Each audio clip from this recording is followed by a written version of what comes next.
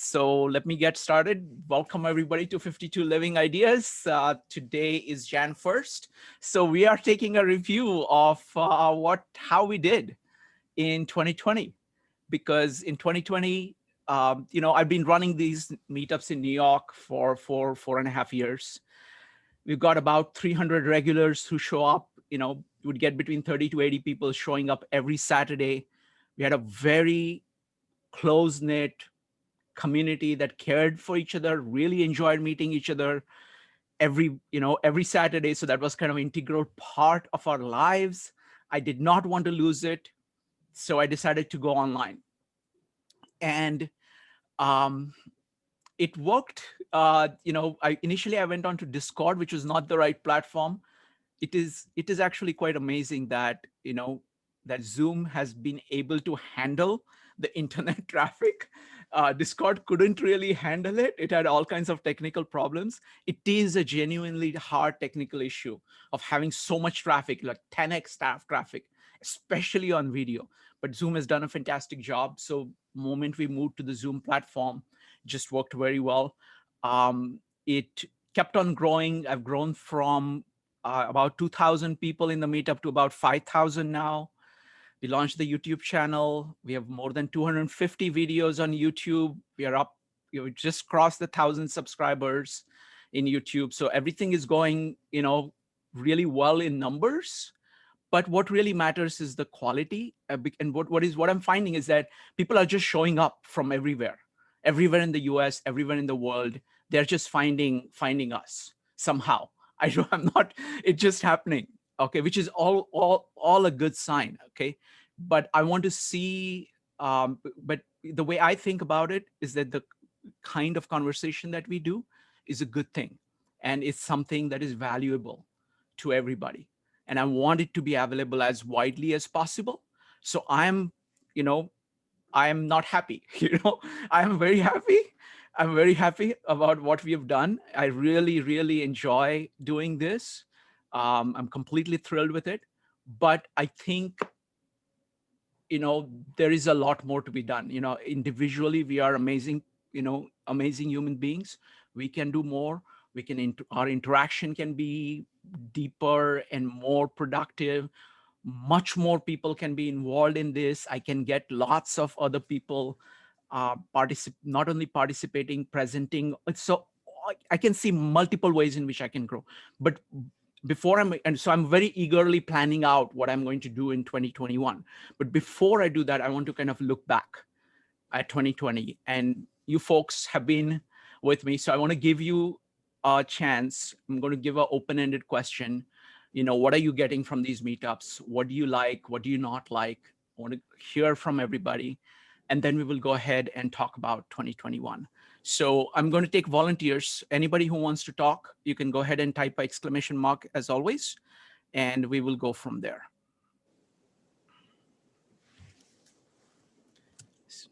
All right, Kavita. So take your time. There is no time limit, so you can talk. You can speak your mind.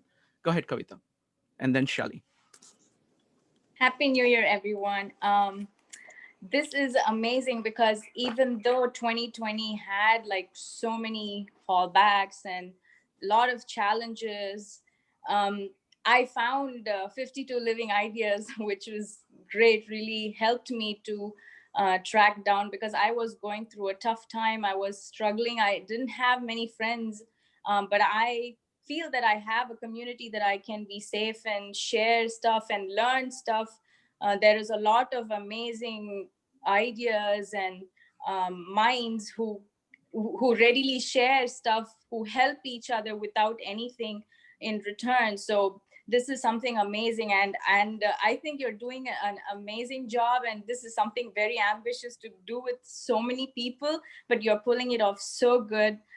That's a commendable job on your part, Mr. Shrikant. It's like amazing to be here.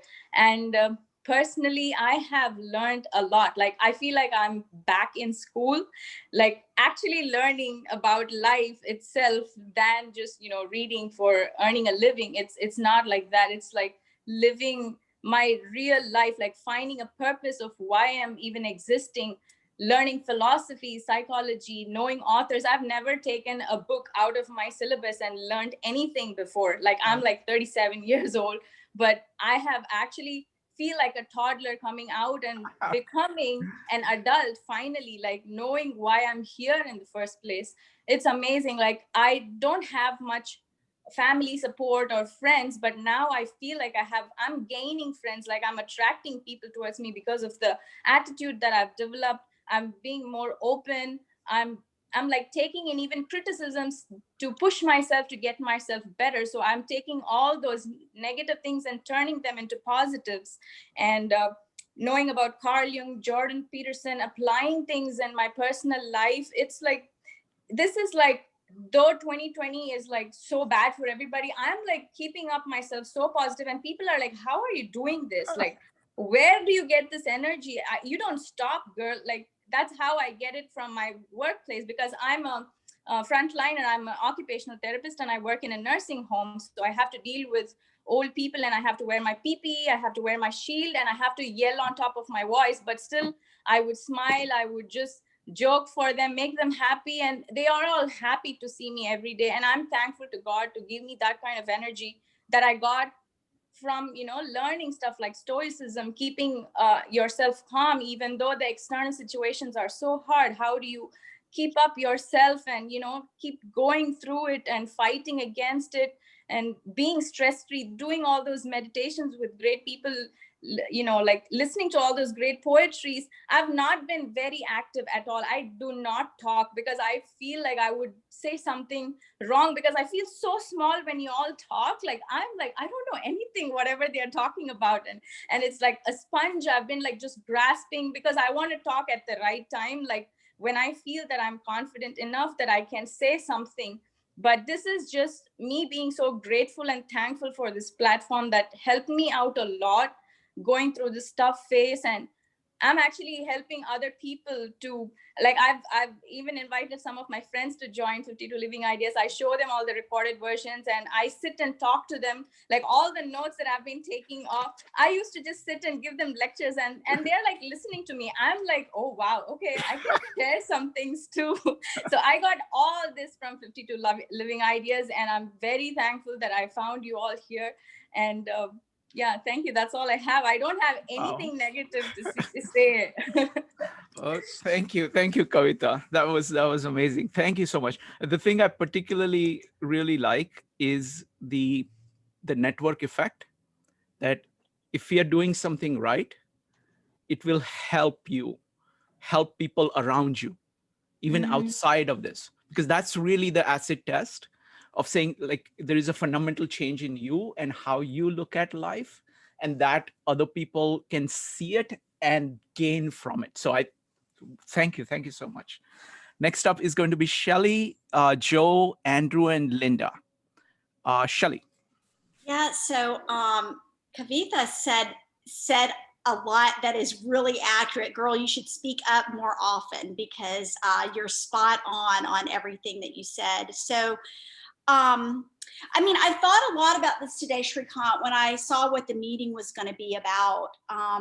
And I came to 52 Living Ideas by doing a Jordan Peterson search. My second son turned me on to Peterson, and now he regrets it because he says I try to proselytize everyone over to Peterson's way of thinking. But one thing where I live, I feel like there's a lack of intellectual stimulating conversation and engagement, right? So I was dying and desperate internally to be able to use my mind in a bigger way. And so 52 Living Ideas really met a deep need that I had. It's brought an incredible fulfillment to my life in the ability to engage with other thinkers. And I would even say, and you saw that I don't know if you saw my website where I said that it was, it really helped my mental wellness, right? And so the ability to engage with others. So I think the thing that I've really gleaned the most, though, is before I left my home where I was homeschooling my children, and I was very engaged with that and loved it and was in leadership. I mean, that was really my passion. But I didn't really know how small my world was in South Georgia, right? And because I'd lived overseas during my formative years and I've traveled extensively across Europe, I at an early age, I had an understanding that not everyone lives like I do here in South Georgia. Not everyone is raised in the Bible Belt, and I got that. But until I went into corporate America and my mind was kind of blown with the diversity, I had no concept. And 52 Living Ideas has been a lot of that for me, the diversity of the people. I have so enjoyed seeing that people think differently than anyone I've ever met, and they have a different background than any I've ever known, and they have had different experiences than I could ever imagine. And so I think if I look, comprehensively across everything, that has been the most impactful for me, and it's given me an ability to, I feel like, a greater acceptance for people. And Shrikant, I think that you give an example of that, and I'm just going to be super transparent. I'm a Christian, and I think there's a lot of negative connotation around being a Christian in pockets of maybe the world or the United States. And at first I was hesitant to ever mention that here because I didn't know how it would be received by other people, but you are such a great example of gracious acceptance. And like Kavitha said about it being a safe place, 100% get that. I feel like I can be my true, genuine, overly enthusiastic, extremely verbal, kind of my own person, and it's accepted. And you set that example for everyone. And I think that's why there's not a lot of contention when people disagree here on this particular platform. So that was my feedback there. The only thing I would say that I don't even think this is negative, but this is a longing of my heart or my spirit, is that I wish there was some way to engage in person with the people that I've gotten to know here, and that's nothing that you can necessarily do anything about, I think, but it would be so cool if maybe we had a 52 Living Ideas retreat somewhere once COVID is done, or I don't know, something where we could actually engage face to face. And probably not possible, but that would be a cool thing. So I can't hear you, Shrikant. I have some ideas, so we'll talk about that. So firstly, I want to say thank you, Shelley. I mean, the biggest thing that really stuck in my mind is the point that you made about actually engaging with the diversity of people, people from all kinds of background, all kinds, and just openly talk, being able to kind of actually interact at a very deep level, because most people live in these bubbles, like a intersection of bubbles. You okay? Yeah, I'm sorry, my cat is tripping out and like bit me and is hissing at me. What's going on? Sorry, I'm gonna mute myself. No problem. So the point that you made of actually interacting with people from very diverse backgrounds, diverse viewpoints, actually hearing them and seeing where they're coming from and actually learning some things from them. Because it always surprises me when you actually listen to somebody, they're actually very different than what you started out thinking what they were. And you can see the commonality of values behind these seeming differences. And you can actually connect to those values. And both parties can actually see that. And that's a huge deal, not only for that interaction, but that changes the possibilities of interaction in each person's lives, in their own local lives. It is different because now you've dealt, it's like two people who thought they were completely different. You saw that there was commonality. And then what about these people? Are there commonalities over there? And so I think that's a huge thing. That's a huge thing. Now, I have the advantage of having run this in New York. And New York is one of the most, diverse cities. We get people from everywhere with all kinds of strong views, all kinds of backgrounds. So for me to be able to do that on this has been kind of natural, and I thank New York for it. It was a good preparation for being able to do that. And I'm a city person, so I just love, I love people, and I am really enthralled by people and seeing what people can do. And so just being kind of actually looking at people and seeing where are you coming from, and trying to actually get to the core of the person and relating that way. It is magnificent for both parties, and it is a transforming experience for that. And what happens is that I found that in the New York community here, people change. Like Kavita was saying, people actually change as a result of these interactions. They develop kind of appreciation of people as such. And that's very deep. So it's not just what happens here, but how much of it kind of carries over. So thank you. Thank you so much. Next up is Joe, followed by Linda. Joe. Yeah, I mean, I'll be a little bit brief, but I just want to build on what exactly you were just talking about. The thing that you've created here that has been so amazing is that it's been a community that actually pulls each other up. And what I mean by that is that you have people like, and I mentioned in the past, John, Roger, Claire, Chase, Alex, and what they do is they really create an environment that is not even a safe space, but it's also a place where you want to get better. And the reason you want to get better is because they're putting an effort out, and you set the tone. You're here every night, you're hosting every night. And I say something to myself whenever I'm a little bit tired and I maybe don't think about going. And I used to say this to myself whenever I was practicing yoga regularly. I never regretted going. Mm-hmm. And that somebody else is showing up and teaching. And so that, for me to show up, it's not a big deal to just participate.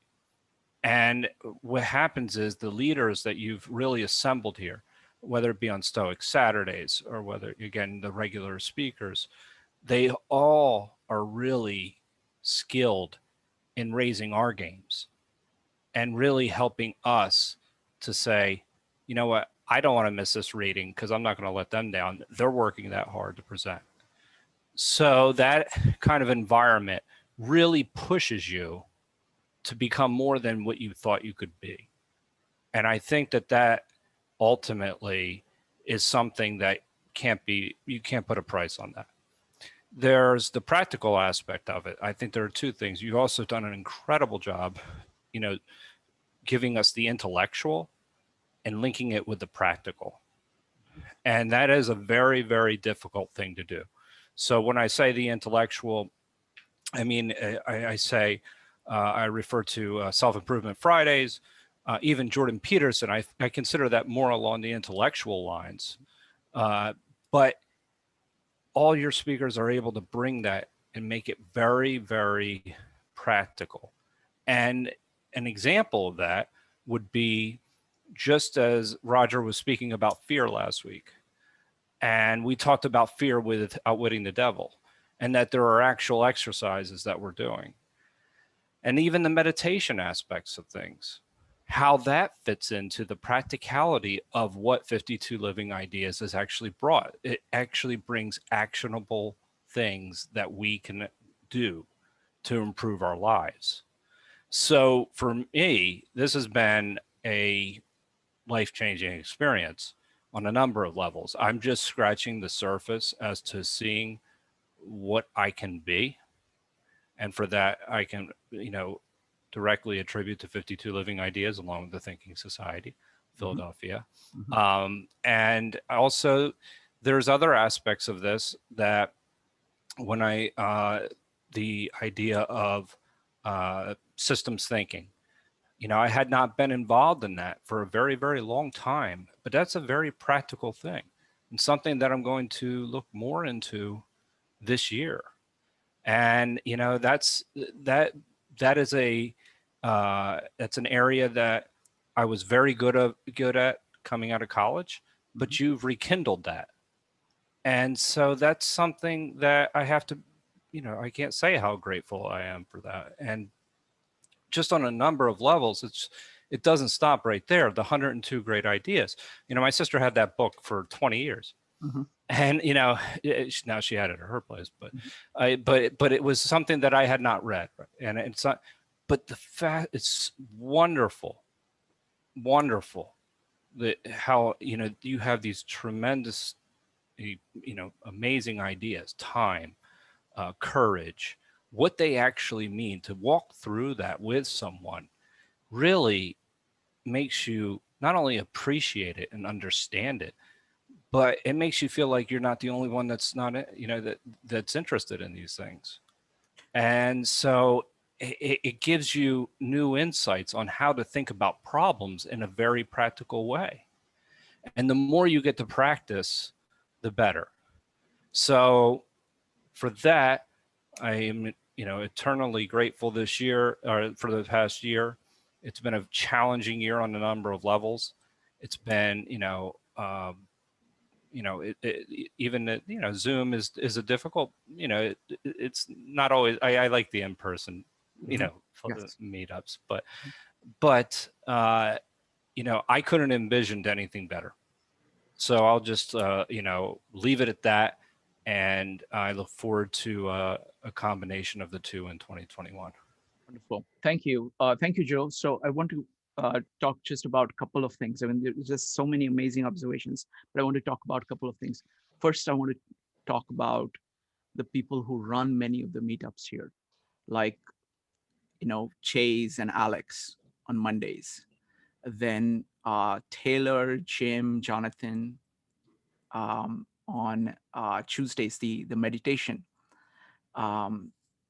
Then on Wednesdays, I'll come to that. The Thinking Society has been a very big thing, and I'm tremendously grateful to you for introducing me to CJ, because we just, you know, it was you saw it, you know, because you know both of us, and you said, okay, you need to talk to him, and I did, and it was, I mean, that's the scale. Okay, that's the scale, because what happens is then, you know, he's been working at it for many, many years. He has developed his own community. And then the community just connects. Two communities connect. And there is just so much synergy. You know, people like Jyoti and David and Maxine, and it just goes on, you know. And there's just so much win-win that develops as a result of that.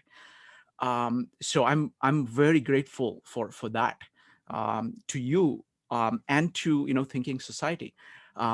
Also, you know, the people like, you know, as I was saying, Chase, Alex, then you got, you know, Roger and Claire, and then John. Now, John, Claire, and Chase were regulars at New York Meetup.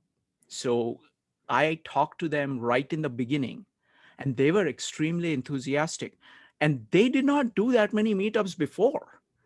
Okay, they had not done that many meetups before. They had done like maybe 1, 2 each. Okay, but they just stepped up and have been producing on a weekly basis. So it's like, and it's tremendous growth. I can see them. See, I'm their friend.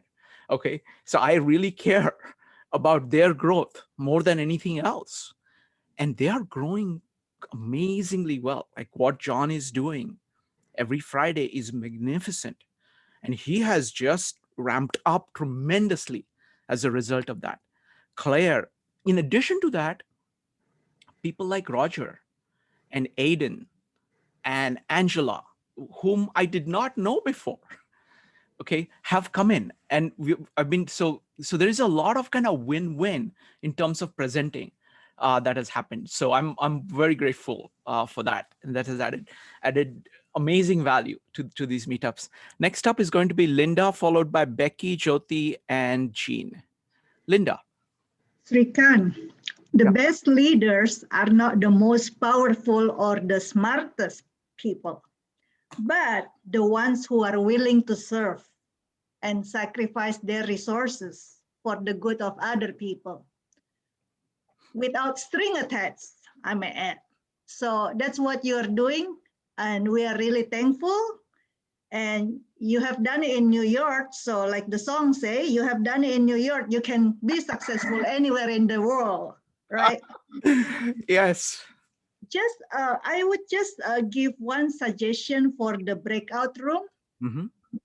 People are usually quite disciplined when you are present, but in the breakout room, forgive me, I have an extrovert, 90% extrovert husband, and he likes to talk and talk and talk. So I have given him all my patience, and I have very little patience left for other extroverts. So when we are in the breakout room, or I go to a discussion, sometimes this is what I like to explain it this way. Hey, if we have 30 minutes and we have 6 people, that means everybody get 5 minutes. Imagine it's like a bag of potato chips. There's 30 pieces.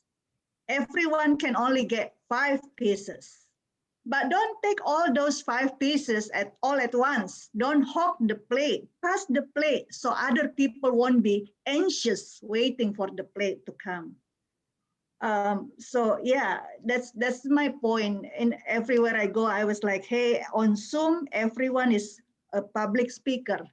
Please be concise, Yes. because our attention span. So I'm very thankful for this meetup, Shrikant. I'm very thankful to you and all the leaders who contributed their knowledge.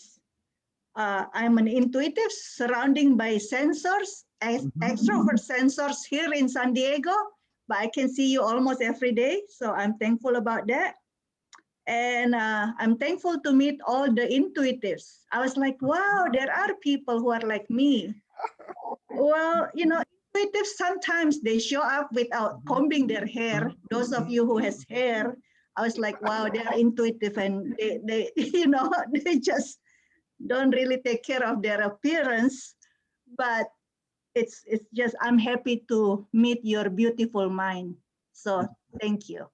Thank you. Thank you very much, Linda. And really appreciate all the points. And on breakout rooms, we will do a separate discussion on breakout rooms, because breakout rooms is different in the sense that I can control only so much of it. And there are some ideas I have on improving the breakout rooms. And I think the interesting thing about the breakout rooms is that is the greatest strength and possibly the greatest weakness when it does not go right. Okay, so that's the thing. And so never forget the fact that it has the greatest strength in it, because that's where people can really interact with each other and help each other and have a genuine dialogue, which is closest to an in-person meetup. You can actually interact with. So it's tremendously valuable. So it is a very, very tricky problem to solve. Okay, but I definitely think I need to work on that, and we'll talk about it separately. But let's not let it dominate the conversation. We will do that as a separate topic, right? Towards the end. Okay, but thank you for pointing that out. That's definitely something on my mind. Okay. All right. Next up is going to be Becky, Jyoti, and Jean. Becky. Thank you, Shrikant. I was lucky enough to be part of your New York group in person. Mm-hmm. And I do want to give a little bit of backstory of how I found you guys in New York. So I discovered Jordan Peterson, and a lot of what he was what he wrote in his book really moved me to change my situation. And so I was in a very bad living situation. And so having that ability to go to your meetups for 5 hours every Saturday was such an escape for me mentally, just to be immersed in all you were doing, helped me heal and really find support. And like I said, a break from reality. But leaving that each meeting every Saturday with a little bit wiser solution to how to make my life better. And 1 year ago, on January 1, 2020, the police had shown up to my apartment because my living situation had gotten so bad. And a few months later, COVID happened. And I was so fortunate because I had moved out into Manhattan, but I was alone, but I had this group.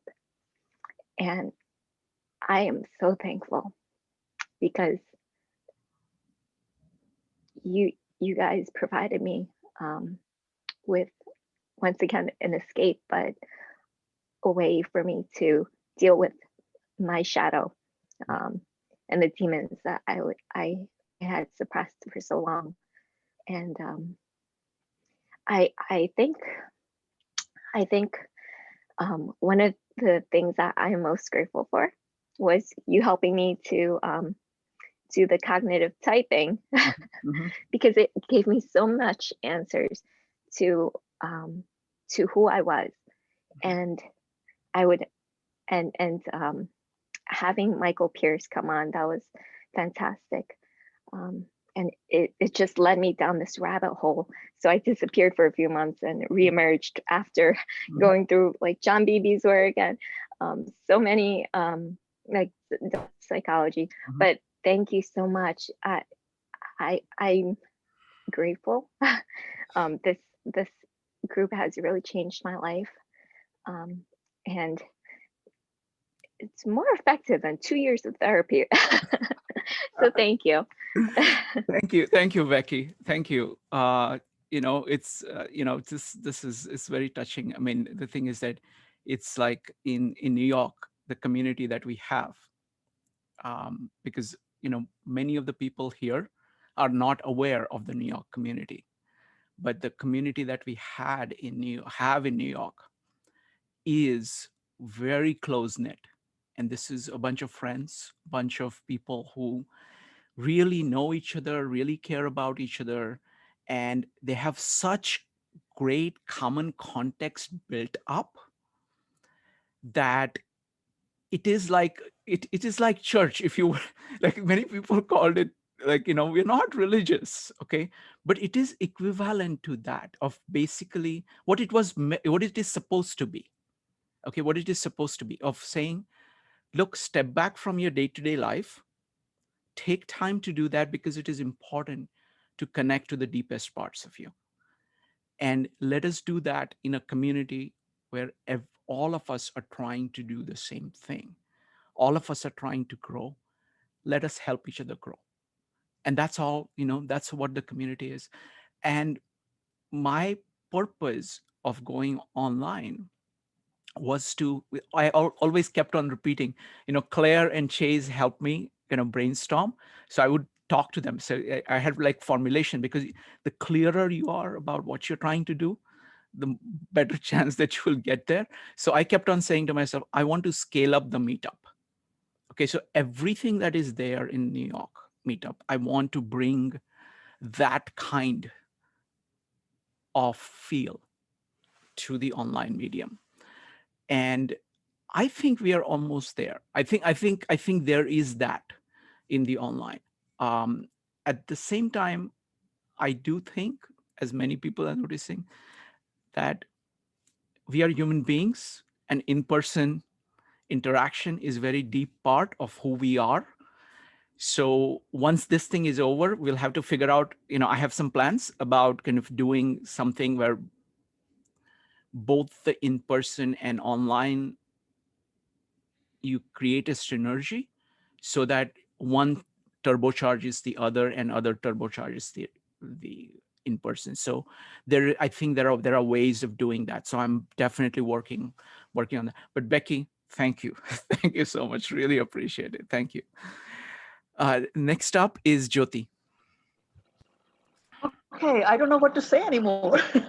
All the people have said wonderful things about you and what have you. So I think I'm going to start from another angle. I was a part of Greater Philadelphia Thinking Society, And that also fell in my lap because CJ happened to know me from before.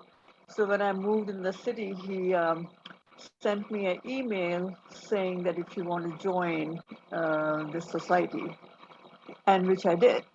However, my circumstances were not so great. So, but that was an escape for me. Every Saturday, not every, but maybe 2 Saturdays a month, I would go to the, 16th and Arch at Starbucks and attend these meetings. And that was very stimulating to my mind. And I enjoyed it. And before that, when I had a master's degree from India, and that was the first year my college has started the semester system, American system. So we were only 10 students, and our chairperson used to sit in the middle, and we used to sit around her, and we used to discuss different theories. Because it was child development and family relationships. So I had kind of gotten accustomed to that format. So I had it in me that I enjoy that kind of discussion. So coming back to 52 ideas, I used to get the emails. I had my attendance had become very sporadic with the greater thinking because my husband passed, and when he passed, I didn't want to be with people. I didn't want to be talking. I just didn't want to relate to anybody. And I went through. I think Joe knows that. But everybody used to write to me. We haven't seen Jyoti. We haven't seen Jyoti. So anyhow, and when I got the emails where it says Shrikant, I was kind of very reluctant because firstly, after my husband's death, there were a lot of responsibilities that fell on my lap, and I was not into talking and relating anymore. For 8 years, I had talked to the doctors, to the caregivers, to the occupational, physical therapists, and what have you. My brain was cluttered, and it took me about 8 months for my neurology to rotate and bounce back. So now coming back to Shrikant. So the first day when I came, Shrikant welcomed me and gave me a very personal kind of a relationship, like he knew me from before. And I felt very much at home. And I said, this seems like a very nice place for me to be in because the facilitator, he himself, I did not know there was one person who was in charge of all these people. And I compared you with Brahmin. Are you a Brahmin by any chance? Yes. You are a Brahmin. So, for the sake of other people, I am going to read something about a Brahmin. And I was right, you were a Brahmin. Brahmin is in Hinduism. Brahmin is very on the top. We revere the Brahmins, and Brahmin is not only considered to be an essence of the individual soul, but it also comprises the cosmic soul from which every living being on earth is derived. As such, the concept of Brahmin teaches, and there is no spiritual distinction between people, regardless of gender, race, and nationality. So here is the Brahmin. He has all these people here from different parts, and it seems like we are originating from the Brahmin. And we are all from different ethnic groups, from different nationalities, and Brahmin is bringing them all together and giving us, getting together and giving us a teaching. So I feel like so coming here now off and on, I feel that my brain needed this cognitive stimulation, intellectual cognitive evaluation, intellectual stimulation. And lot of, I will be very honest with you, I do not have the time during the day to read and review some of the videos. So I just come here, off guard, like, okay, let me see what's going to be here today. And every time I come here, I leave here with such a feeling of fulfillment and enrichment. And some days when you say, okay, goodbye, see you tomorrow, or whenever, I say, oh no, it's over already. So I'm here for 4 or 5 hours when I'm here. So this has given me, I have like a lot of things that I have picked up from all these presentations. I did not know about John Peterson. I still don't know too much about it. However, whenever I come here, Roger, Claire, or whoever is presenting it, there's something as that touches my soul and my brain that I feel like I'm getting sharper now.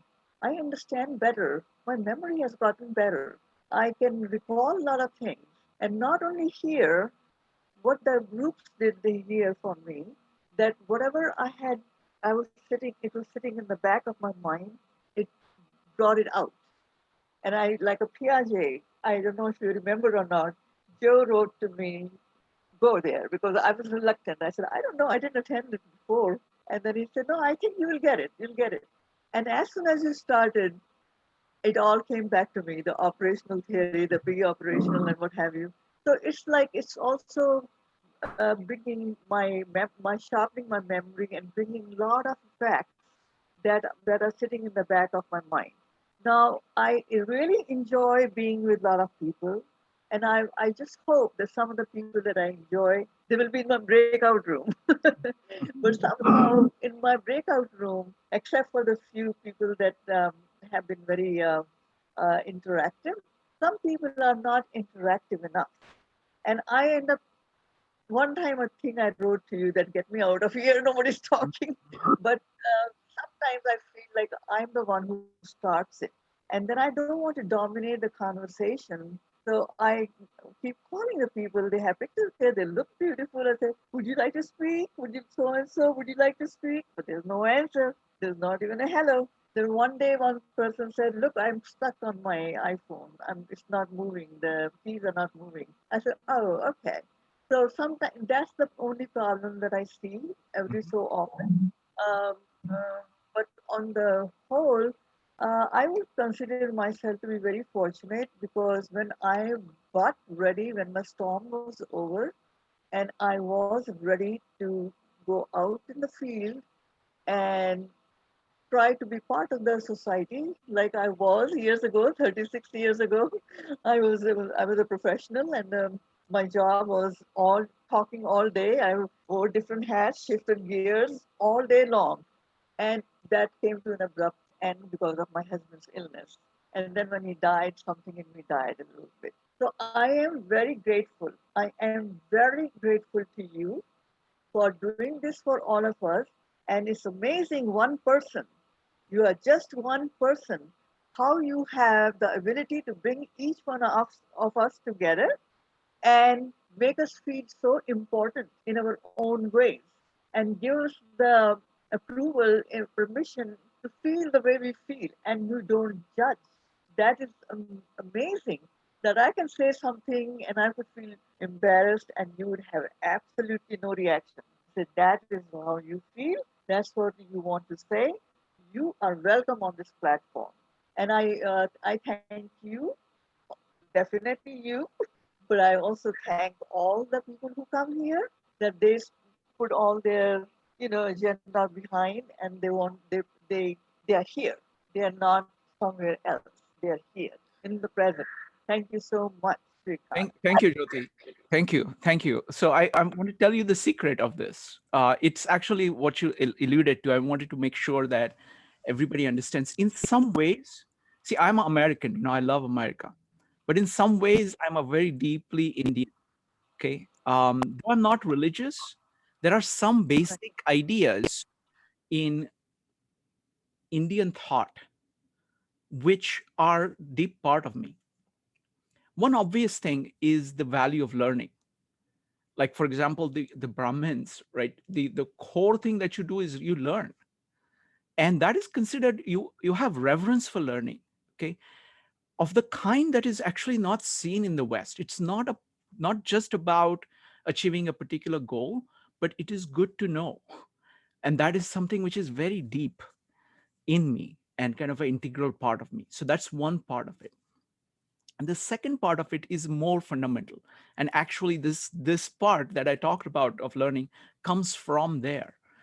And that is that in Indian philosophy, the view of human being is that each human being has God in them. So you are God. So when you say namaste, what it literally means that God in me greets God in you. So it is a very elevated sense of what each of us are. And this is actually, for example, people like Carl Jung, they mesh very well with the Indian approach because they have that. Carl Jung's idea of self is as deep. And they're saying that all of us are magnificent creatures. We have all kinds of problems. Okay, we have wrong ideas about who we are. We have, we try to pretend to be something to other people. And that really limits what we appear to be. But at the core, we have this magnificence.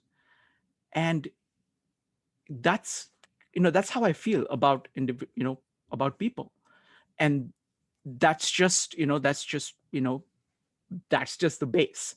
And part of it is that a consequence of that is that you're trying to understand people, you're trying to understand the world, and that is almost equivalent to God. So it's like you and the world is God, and it's the same. So you're just trying to understand everything, and you're trying to relate everything. So that's part of my Indian heritage. But I think it is universal. It's nothing to do with India as such. Indians got that early, but when you look at the work of Jung, it is exactly pointing towards that. It's saying his concept of individuation, his concept of self is pointing to that. Thank you, Jyoti. Really appreciate that. Next up is going to be Jean, followed by Paul. If anybody else wants to share, you can go ahead and type exclamation mark. Jean.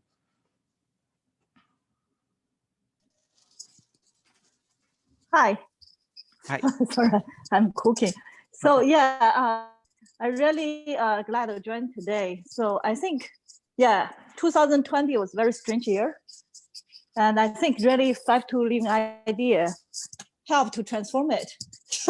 And I shared like 1 or 2 years ago when I went to ski, and I was wondering why people don't talk about meaning of life, all this stuff. And then I finally found a place where people are actually talking about it. And we actually have so many conversations about different topics. What I really like about 5-2 Living Idea, I think, just like Joe and other people mentioned, the one is important is diverse background. I think I actually shared my landmark group in Seattle. We have I think America have so many diversities, and we can learn about the world just in here, with everybody here, without traveling around the world. But unfortunately, most people miss the opportunity to live in their own comfort zone. And I see you were able to do that, to bring everybody together.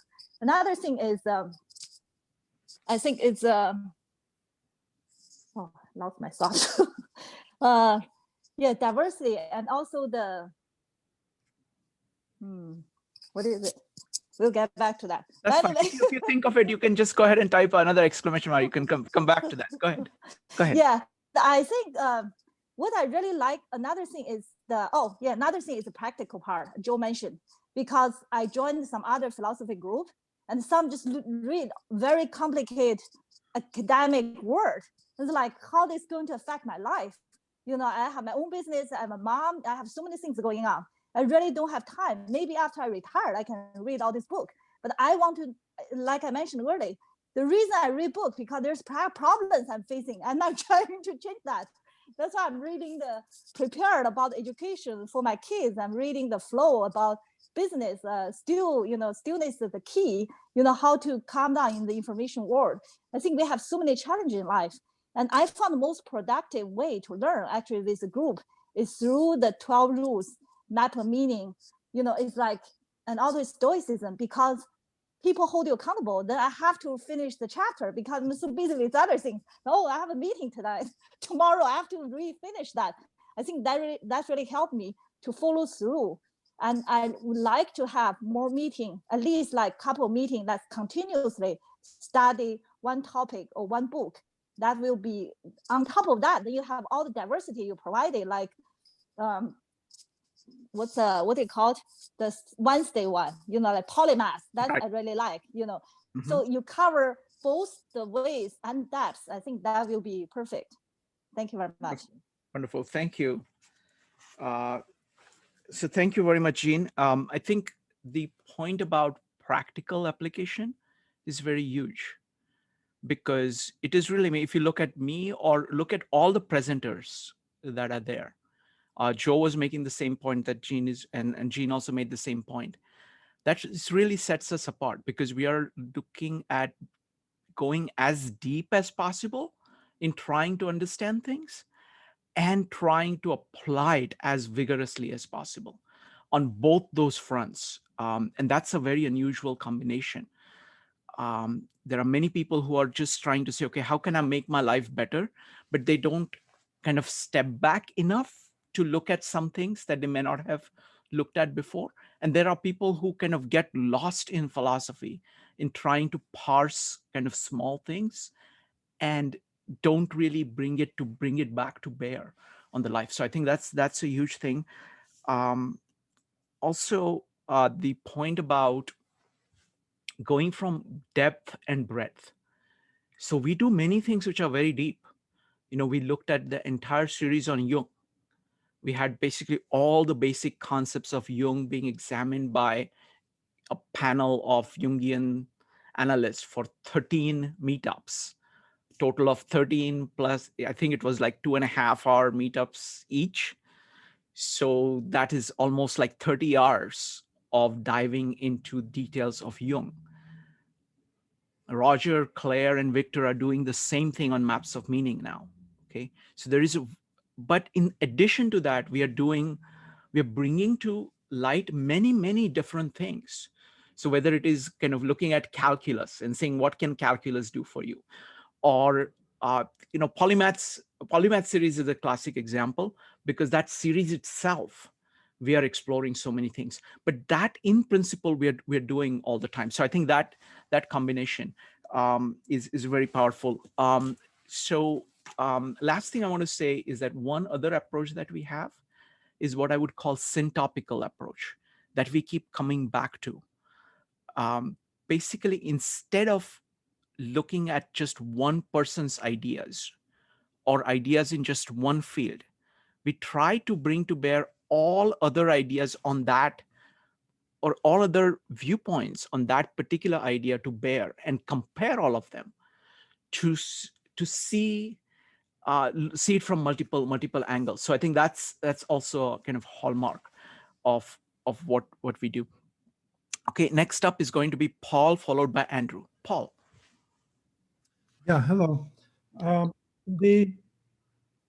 As I listen to people talk, I'm trying to decide what I want to say that is new about this, because why repeat other people? But I think a lot of the conversation so far has been about what I would call culture, meaning I've noticed this in companies, like the president sets a tone and the whole company follows the tone. So you made a huge effort to have a tone in the culture. So I'm just going to summarize all those other words as that, and congratulations on that. But the second one, that I was trying to think about what's unique about this, because once you have that culture, I mean, you could talk about how to make a duck or something, and you would have a lot of fun, because the culture is there. But what's the more unique thing? And even though that's huge, I think one of the things I did here that I haven't done before, and I have a good chance to contrast. At the same time as I was doing this, you didn't see me as many nights, because I was doing a course called the Bhagavad Gita in 18 days. And it was one chapter per night. And it conflicted with this meetup. Sometimes I would join later, something. But that gave me this chance. So I'm going to use that to talk about like 3 different approaches. One is, here's a text and it's divine. We're not going to contradict, we're just saying, you need to understand this. And this course was presented by ISKCON, the International Society of Krishna Consciousness. So you can imagine that's how it was presented, right? And I learned a lot from it, but that's how it was presented. Then there's a second way where you're a college professor and you might have a bias, but you're doing an exposition on the ideas of Jung or Plato. But and again, you guys do that and your culture makes it fantastic. And it's done in a lot of universities, it's done in a lot of different places, which is also beautiful. But the thing that I think is new for me about what you do is another thing that really threw my brain for a loop. You take an idea and then you throw a book at it. and the book, you're not trying to prove the ideas. You're not even trying to expose the ideas in the book. It's like a bizarre new way of learning.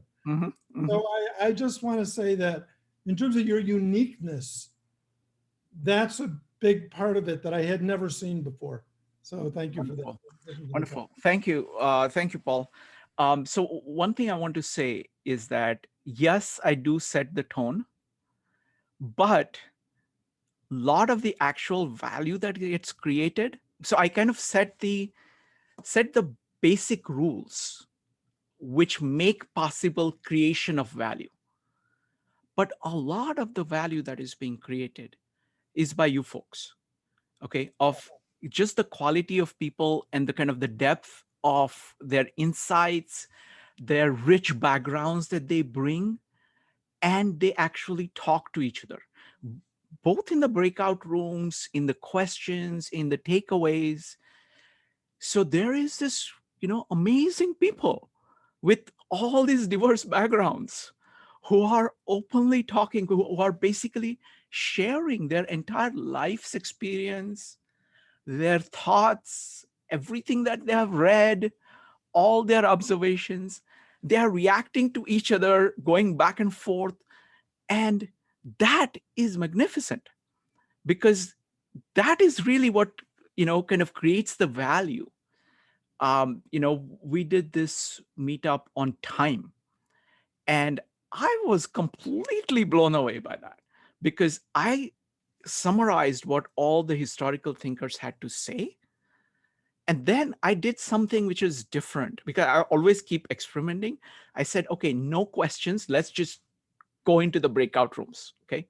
So people went into the breakout rooms and came back with amazing range of observations, very deep, very powerful. And it's like, and that is actually what the purpose of these great books was. Okay, the people who came up with this set, spend years putting together this 50-volume set. Their vision was that the ideas of these great folks should seed a great conversation in the present day. And I thought we actually made it happen like I've never seen before. Okay, so it is a testament to just the people who keep coming here, both the quality of the people and the fact that we can actually engage in this level of dialogue. So thank you, Paul. Next up is Andrew. Yeah, hi, thanks. This has been wonderful. And I just, and I've spoken to you, offline, and just my gratitude. It's really just opened things up for me, very thought-provoking, and really has changed the course. It's made me make some decisions that I wouldn't have otherwise. And having this kind of community feeling, it's really important. So just overall, I think just wonderful. And I do want to actually plug a little bit. I want to plug the Zoom platform a little bit, because I find this is very special in that we can actually be closer. You can't, when you're in a big group, you really can't talk one-on-one and be so basically visually close the way I am to you and I am to you are to me right now. So the communication aspect, especially when people feel comfortable putting the video on, it's more intimate, and you can really feel closer to people, not just emotionally, but actually just audibly and visually. When you're in a big group, you just might not hear somebody, you can't connect with them and see their emotions. So there might be a couple of glitches, but overall, I think it's a very powerful technology. It's great. Yeah, thank you, Andrew. I do, and I'm so grateful to Zoom. I mean, it's like, again, I'm a technology guy. I know how hard it is to pull it off, and it just works beautifully. This the whole thing about, magically going into the breakout rooms and then coming back and then going back into the breakout rooms again, all of that. And the other thing is that we are able to do this with so many people. Like, it just expands our range. But I do think that there is advantages of in person. You can get the meetups that we had, where we would go to, like, in our in-person meetups, after the meetups, we'd go to Starbucks to continue our conversations. And there, people would just hop tables in order to kind of talk to each other, so that, you got to talk to everybody whom you wanted to talk to. Next up is going to be Laura. Laura, you need to unmute yourself. Yeah, hi. Hi. I just think, I've told you, I think this is so exceptional. And really, I feel like I know nothing. I've read many of the things and I can't remember so much. And I have to admit, I'm going to reread a lot. If I come, I listen, I learn. I want to learn so much more. I feel like I just don't have the time. I don't know that there's time enough to learn all that you've introduced me to. I'm going to keep coming and I'll keep writing down all the things I want to think about. I have great gratitude. I came because of the pandemic. I decided to go back and see if Meetups had any more to offer, because I didn't like much of what I had seen early on. And I found this and I started, and now I can't stop. That's all I can say. Wonderful. It's fabulous, and thank you. And I think you're a mystery man. Your knowledge is, and infinite, it seems. And I don't know how you do it. Someday you'll have to teach us your secret. But anyway, thank you. Thank you so much. Thank you, Laura. Really appreciate that. Thank you. So what I'm going to do now is I want to talk about what I'm planning to do. And then I want to talk about breakout rooms, because that is the thing that I can't control that much. I want to just get a little bit of feedback on it. I have some ideas about improving them, but so that's something that we'll do at the end. So on 2021, so what am I doing? So one is that I have started presenting more, and I'm presenting much more systematically. There are two lines that I'm going to present. One is going to be, and this is just personal for me. Okay, this is in addition to everything else. Most of the time, I've been focused on developing as much content from as many people as possible to make things as rich. Personally, for me, my secret is that I think that I don't know anything. I know very little, and I'm trying to learn. And this is my way of learning. That I find that if you can actually try to figure something out and then speak it out to other people as best as you can, and very closely hear the feedback, that is the fastest way you can grow. So, so I have two projects, personal projects for me.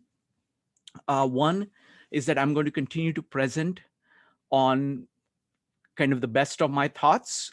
I started in it was called 4 Functions in 4 Systems. Now I'm calling it kind of visual philosophy. It kind of summarizes everything that I know in a very concise form, so that I can apply it very fast within less than a minute to anything that I'm thinking about. So that's one idea. So I'll keep developing ideas and do kind of full-fledged presentations. Secondly, I was very encouraged by the session on time from the 103 Great Ideas. And that basically leverages all the thinkers. So all the philosophers, novelists, scientists, it's very deep work. and it is very enriching. It has really changed my life, and I know that, I know that very well. I've done meetups on that already, more than like 60 meetups. So for me to do a meetup on that is very easy. And putting a short presentation together and then letting people ask the right questions and then letting people talk, that format is working so well. So I'm going to do a series on that. So those are the new series coming up. Next initiative is that what I found is that our YouTube channel is actually looking very good. Okay, we have more than 250 videos, and it's very impressive to anybody who looks at it. And what I found that I'm able to get authors. If I contact somebody, I'm not tried to do that aggressively, except I did some in the area of stoicism for some time. And I was able to get the top authors, I would say about 80% of the top authors in that field to come and speak to us. I'm saying at least 50% in general, I'll be able to get. So I'm going to try to I'm going to do interviews with authors or presentations by authors in addition to everything else that we are doing. Because what that is going to do is that it's going to inject tremendous kind of quality of thought into everything else that we are doing. The next big thing is that I'm planning to add some new series by other people, and I'll be talking about it shortly. I want to do more marketing. So one of the things is that I'm going to ask everybody for help. If you like a video, you can post it on, Facebook, Reddit, recommend it to people. Videos are a good thing to recommend. So even when you are recommending the meetup, give some link to the videos, because that's something that people can see immediately and judge what it is, because meetups always happen at a certain time, and coordinating times of people works or does not work. So one thing is that you can help me by just recommending things to others. Don't spam, but kind of tastefully, whatever you can do to promote the videos, that will help. Because what I find is that, suddenly amazing people are just showing up. It is like over the last week or so, 2 authors just showed up. They have written several books. I did not do anything. They just came to the meetup and they looked at it, and then I can just talk to them and say, hey, you came to this meetup, would you like to talk? So the word of mouth, I think, is very big. The next big thing is I want to, this is too early to say right now, but I'm looking at 2021 as a whole.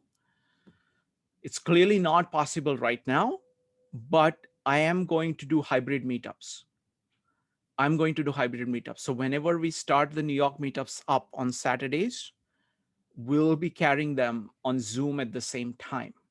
And I have a format worked out where I can do as people break out in the New York room, in New York in-person groups, they'll be going into breakout rooms on Zoom. So it'll be like a choreographed thing that is happening in person and online. And I'm going to invite people from other cities to join in at some point. So I'm going to test it out in New York first, so I know that it works.